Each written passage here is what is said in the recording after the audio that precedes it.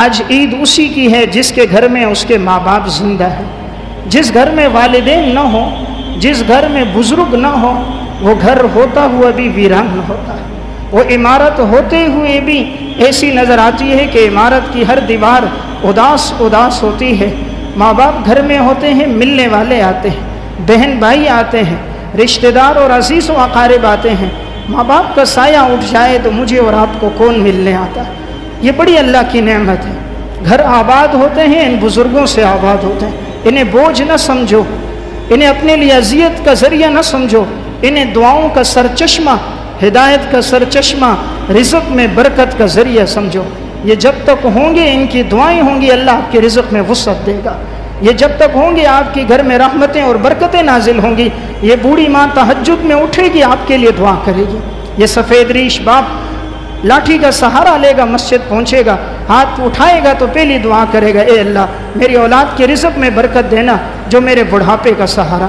تو جس گھر میں بزرگ ہیں، آج ان کے لیے عید کا دن ہے. وہ لوٹتے ہیں، ماں باپ سامنے نظر آتے ہیں، خوشی ہوتی ہے.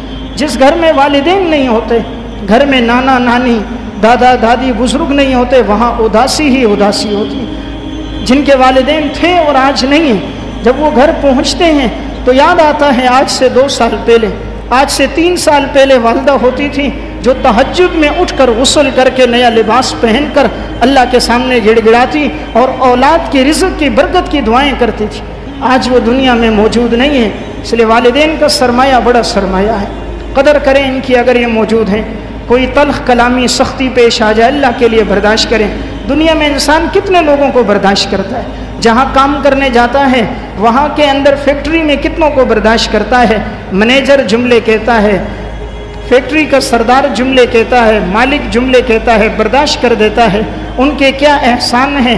12 گھنٹے ڈیوٹی کرتے ہو، 10 سے 15 ہزار دیتے ہیں. ماں باپ کے تو کتنے احسانات ہیں کہ قرآن نے جہاں اللہ اپنا احسان ذکر کیا وہاں ان کا احسان ذکر کیا.